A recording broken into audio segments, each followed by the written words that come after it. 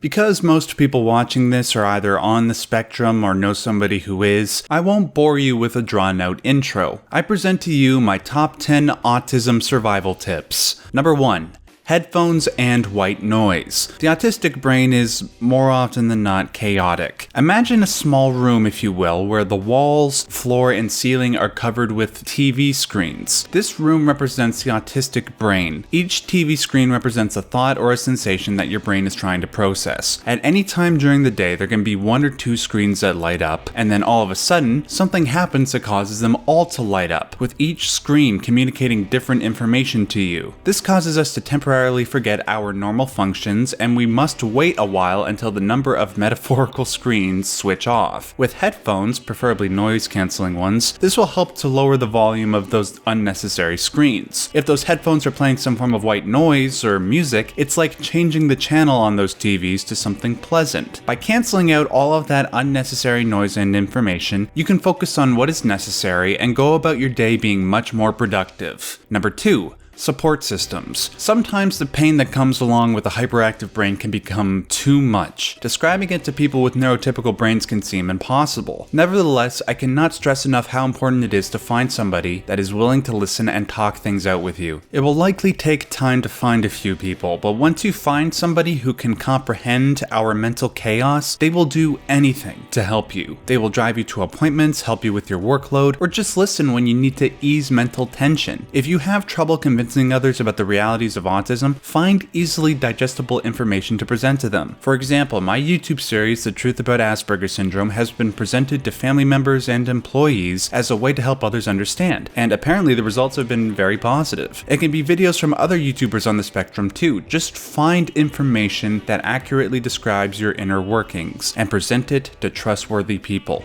Number 3. Identify your greatest strength and exploit it. People on the spectrum tend to be the standard bearers in many areas of expertise. With Bill Gates, it was Microsoft. With Stanley Kubrick, it was film directing. This is because of a very common trait that people with autism have, where they narrowly focus on and become obsessed with one subject or object. That obsession can produce a work ethic unparalleled to that of most neurotypicals. Unfortunately, if that naturally ingrained interest does not find proper expression, this can lead to neurosis and frustration. Given the fact that most people start off with less than ideal jobs where everything offends the senses, it becomes a nightmare for people with AS to not just find, but maintain a job that doesn't constantly lead to sensory overload. My advice is to single out what you enjoy most and pursue it while also being conscious of your other obligations. Once that happens, the dread of loud, smelly, and unfriendly work environments will dissipate sooner than one might expect. Take me for instance. I work a regular job part-time and I do YouTube videos part-time. If you're on the spectrum and have an obsessive interest, pursue it enthusiastically for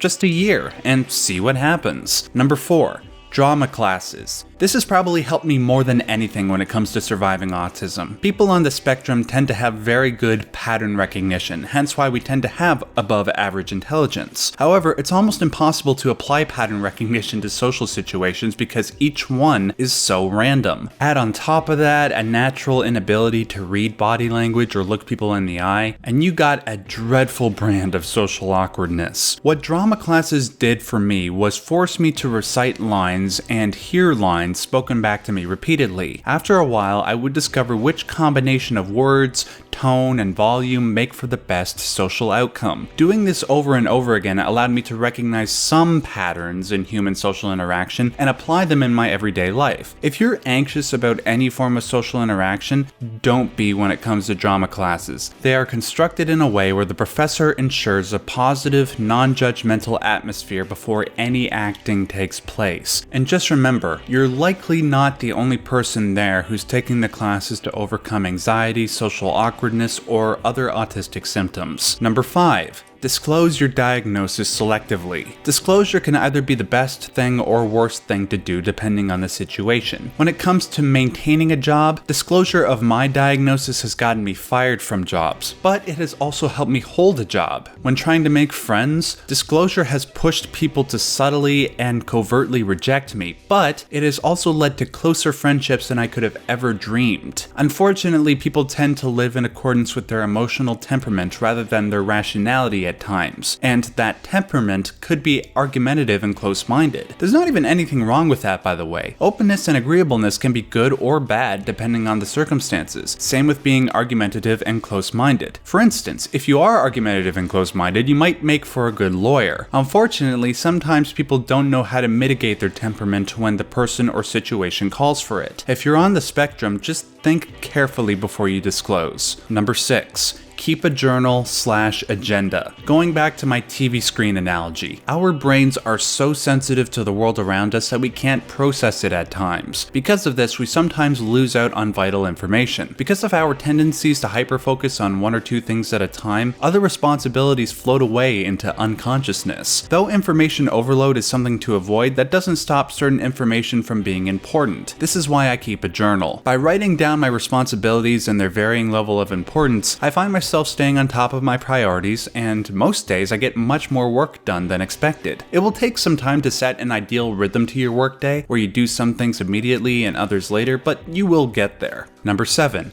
It's okay to walk away sometimes. People on the spectrum have the neurological advantage of being able to work obsessively at things, but also the disadvantage of having our symptoms hold us back at times. Both circumstances inevitably lead to exhaustion. This extreme dichotomy can lead to tense work environments. Depending on the job, people on the spectrum will either overperform or underperform, resulting in silent condemnation by our peers. In both cases, one needs to learn that it's okay to step away from work for a while to maintain consistent quality. If you overperform, this might lead to exhaustion. If you underperform, you might push yourself too hard to compensate or be dredged down by feelings of failure. Either way, you must allow yourself to take a break. Sometimes 5 minutes are all that's required. Once you've had time to decompress and reflect on how you might improve, you will almost certainly perform better. Maybe even integrate a walk or some form of exercise in there too. Number 8. Sleep 7 to 8 hours every night and always eat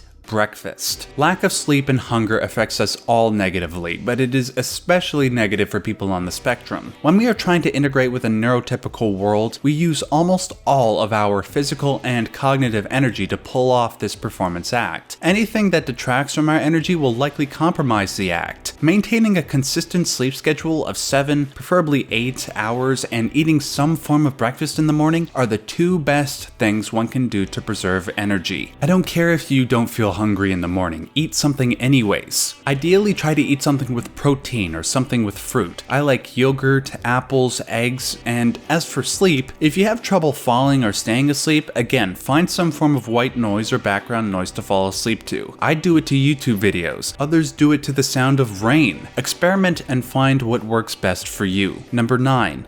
Don't rule out medication. I know medication isn't for everybody. To be honest, I hate it. But that isn't the case for everybody. Sometimes medication works wonders for people with autism. While there aren't medications that can cure autism, there are ones that can help us cope. Sure, there are the typical psychiatric drugs, but there are ones that are mostly harmless and help us relax. Ask your doctor about CBD oil. That has helped me out a lot. Melatonin, going back to the issue of sleep. It's a safe over-the-counter sleep aid that I take very often. There are lots of options with varying intensity. Just make sure you speak to your general practitioner before trying any new medication. And finally, at number 10, routine, routine, routine. Granted, I am kind of repeating what I said in regards to keeping a journal, but I'm speaking much more broadly here. Plan your day out in a way that keeps you productive, healthy, and happy. Again, finding an appropriate rhythm will take time, but if you stick with it for at least a week, you will build a habit. Once the routine is established, your brain is less likely to prevent other sources of information from taking over. When you're not doing something, your brain has nowhere to direct its hyperactive energy, which leads to anxiety. You find yourself spending much more time inert, trying to manage the onslaught of thoughts and emotions. If you're being productive, your brain does not have the time or capacity to think about much else because your entire being is committed to your routine. For that reason, routine is above all the most important thing for anybody on the spectrum. And those are the 10 things that help me survive autism best. If you're on the spectrum or know somebody that is and have your own tips to offer, put them in the comment section below. If you like this video, make sure to give it a like. Doing so tells the YouTube algorithm that this content is worth watching, making it show up in the feeds of people who might need to see it. Also, if you're currently suffering from issues related to autism or mental health, make sure to check out my my weekly podcast, The Differently Wired Show. I do the show with my co-host, John Tucker, PhD, with the intention to give advice and resources to those who need it. A link to that is on screen now and in the description box below. Until next time,